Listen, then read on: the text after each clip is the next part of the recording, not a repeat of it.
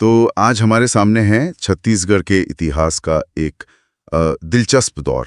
हाँ 1830 से 1854 के बीच का वो भोंसला शासन। बिल्कुल। ये वो समय था जब 1829 की संधि हुई और अंग्रेजों ने मराठा शासक रघुजी तृतीय को गद्दी तो लौटा दी, हाँ लौटाई तो, पर पूरी तरह से नहीं, है ना, शर्तें थी। बिल्कुल सही समझा आपने। ये असल में ब्रिटिश अप्रत्यक्ष नियंत्रण का ही एक रूप था। अच्छा। गवर्नर जनरल थे लॉर्ड विलियम बेंटिक।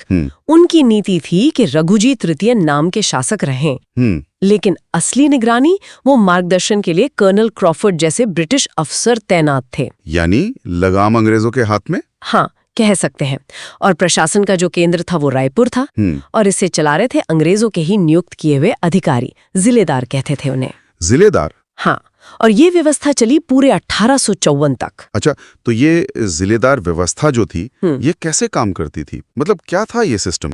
जहां तक हमें पता है कुल 8 जिलेदार नियुक्त हुए थे। 8? हाँ, पहले थे कृष्णराव अप्पा, और जो आखिरी थे वो थे गोपाल राव। गोपाल राव। और इन्हीं गोपाल राव के टाइम पर 1854 में लॉर्ड डलहौजी ने वो विलय नीति के तहत नागपुर राज्य को ब्रिटिश साम्राज्य में मिला लिया। हाँ, डॉक्ट्रिन ऑफ लैप्स। बिल्कुल।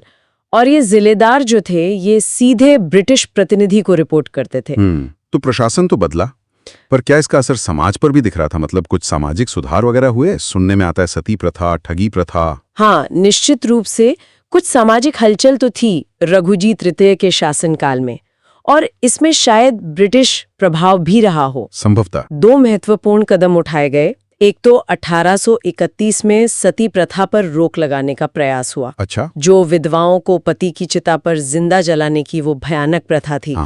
और उसी साल 1831 में ही ठगी प्रथा को खत्म करने के लिए, मतलब वो जो लुटेरों के गिरोह थे, ठग, उनके खात्मे के लिए एक अलग ठगी विभाग भी बना। अच्छा। तो उस समय के हिसाब से देखें तो ये बड़े सुधारवादी कदम थे।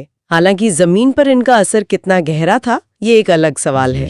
पर सुधारों के बाद भी लगता है सब ठीक नहीं था। विद्रोह भी हुए, धमधा के गोंड जमींदार का जिक्र आता है। हाँ बिल्कुल, स्थिरता वो पूरी तरह नहीं थी। प्रशासन के जो नए तरीके थे उनसे असंतोष भी था।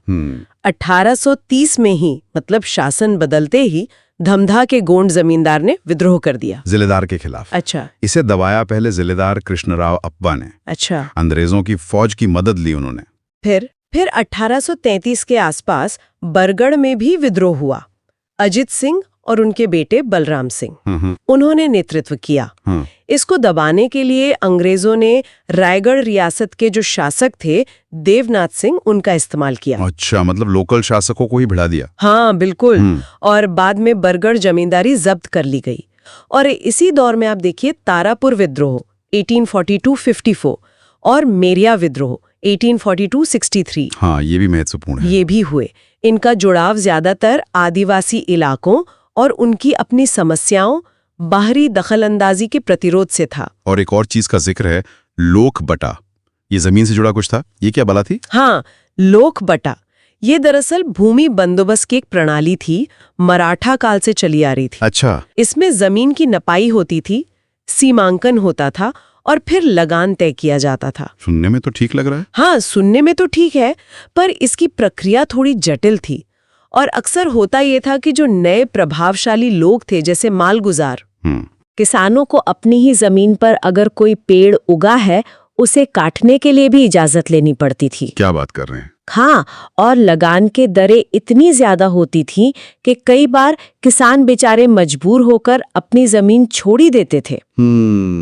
तो ये दिखाता है कि कैसे नीतियां ऊपर बनती थीं और उनका असर नीचे आम लोगों पर कितना भारी पड़ता था। सही बात है, सीधा असर और कभी-कभी बहुत नकारात्मक। तो कुल मिलाकर देखें तो 1830 से 1854 का ये जो दौर था छत्तीसगढ़ में, ये एक तरह से बीच का रास्ता था। हाँ, संक्रमण काल कह सकते हैं। भोसला शासन वापस तो आया, पर अंग्रेजों के साये में नई प्रशासनिक व्यवस्था, मतलब वो जिलेदारी आई।